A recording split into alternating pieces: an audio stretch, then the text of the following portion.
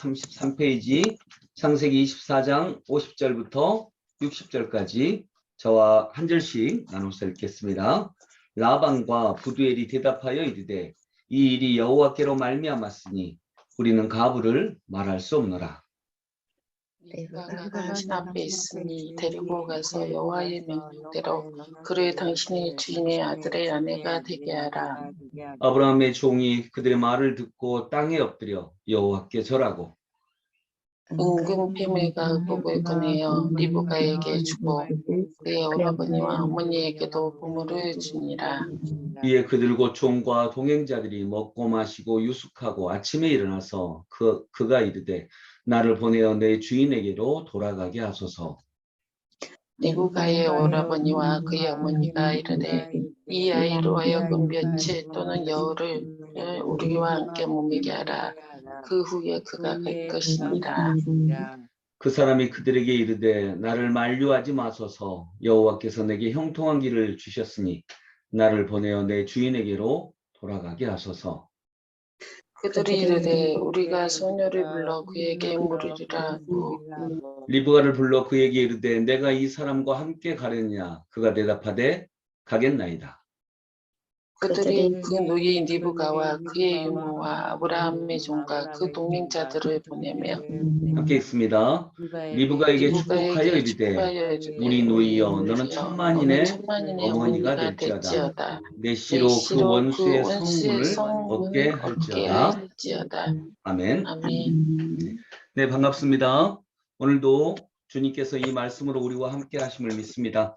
이 말씀은요, 이제 아브라함이 며느리를 얻으려고 합니다. 아브라함에게 하나님이 주신 아들 이삭이 있는데 이 이삭이 이제 결혼을 하려고 합니다. 그래서 그의 그 어머니의 친척인 오빠인 라반의 집으로 사람을 보냅니다. 그래서 이 라반의 집에 이삭과 결혼할 만한, 그때는 이제 뭐 사촌끼리도 이렇게 결혼하고 그랬으니까요. 라반 이삭과 결혼할 만한 아가씨가 있는지 이렇게 살펴보도록 아브라함의 종을 보냈습니다. 이 종이 그래서 이제 그 라반의 집에 도착해서 이렇게 보니까 가는 과정에서 리브가를 만납니다. 어떻게 만났는지는 그 앞에 구절에 보면 우물가에서 먼저 리브가를 만나고요. 이 리브가가 라반의 딸인 것을 보게 되고 그래서 이제 라반이 있는 집으로 가서 여러 가지 사정을 얘기하고 이 리브가, 당신의 딸 리브가를 당신 누이의 아들인 이삭에게 줄 수 있습니까? 이렇게 둘을 결혼시킬 수 있습니까? 지금이야 이렇게 하면 말이 안 되죠. 뭐 그걸 아버지한테 얘기해서 얼굴도 못 봤는데, 친척이지만 멀리 떨어져 있었기 때문에 얼굴도 못 봤는데 아가씨 의사는 아무 상관이 없이 양쪽 부모만 허락을 하고 그러면 안 되는 거잖아요. 근데 이 당시에는 이제 문화가 그랬으니까 그런 이제 양해를 하고 읽으면 라반이 허락을 합니다. 그래서 이제 둘이 결혼을 하게 된 거예요. 그리고 또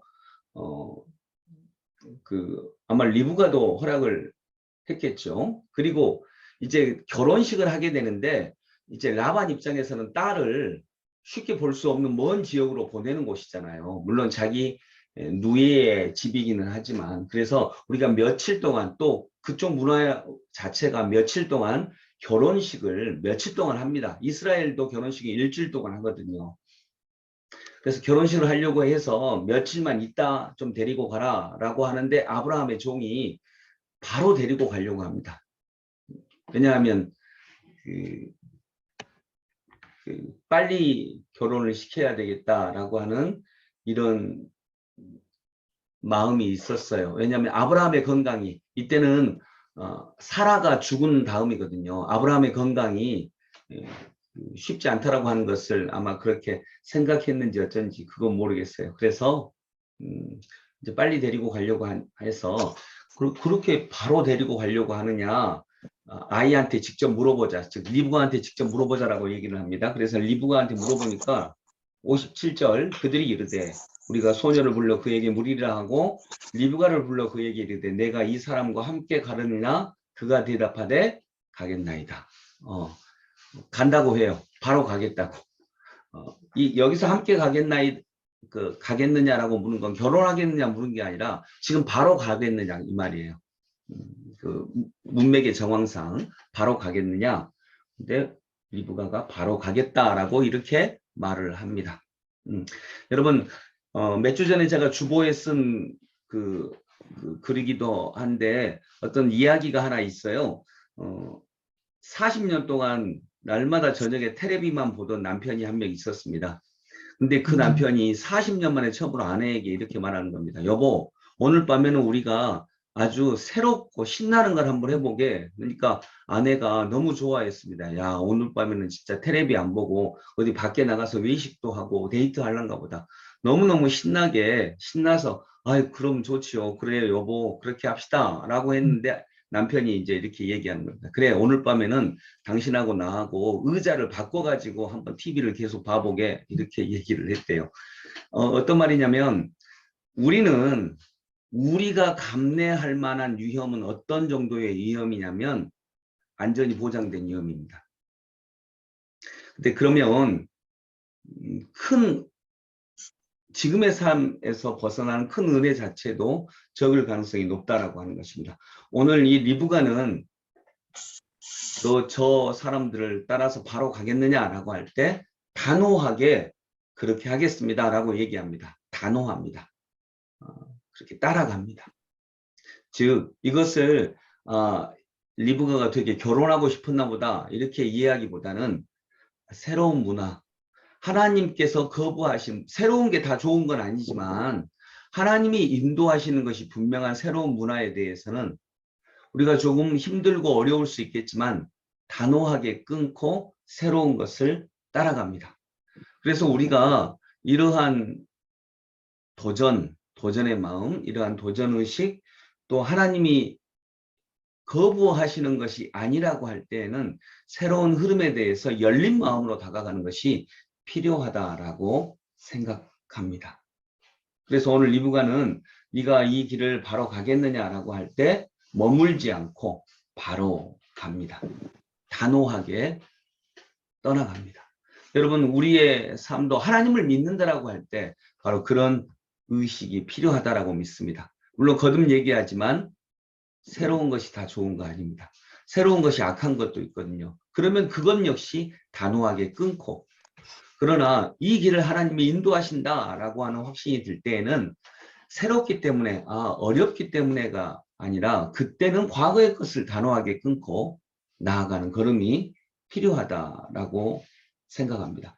60절에 보면 리브가가 축복하여 61절 같이 읽어볼까요?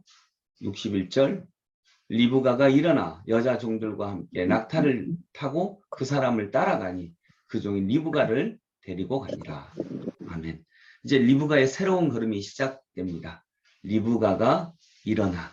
여러분 오늘도 우리가 예수님이 나를 따르라 말씀하실 때에 베드로, 요한, 야고보도 그물을 버리고 예수를 따르니라. 아버지를 그대로 놔두고 예수를 따르니라. 이런 단호함이 없다면 예수님을 따라가는 것이 조금 어려울 수 있겠다라고 믿습니다. 왜냐하면 예수님은 새로우신 분이기 때문입니다. 오늘도 우리에게 새롭게 다가오시는 주 예수 그리스도를 우리가 온전히 따를 수 있기를 간절히 소망합니다. 함께 기도하겠습니다. 사랑의 주님, 주의 은혜를 감사합니다. 아버지 하나님, 하나님께서 오늘도 우리에게 은혜를 베풀어 주셔서 말씀 앞에 서게 하여 주시니 감사합니다. 하나님, 지금 내가 만나고 있는 문제는 지금의 나는 풀 수 없습니다. 지금의 내가 바로 그 문제를 만든 사람이기 때문입니다. 그래서 그 문제를 풀려면 주님을 따라 지금의 나에서 예수님을 따라가는 나로 바꿔져야 합니다. 아버지 하나님, 그런 은혜는 오늘도 우리에게 허락하여 주옵소서. 말씀을 따라가다가 오늘도 어제의 나와 다른 나, 어제의 나보다 더욱더 주님을 닮아가는 나로 성장하는 우리들 되게 하여 주옵소서.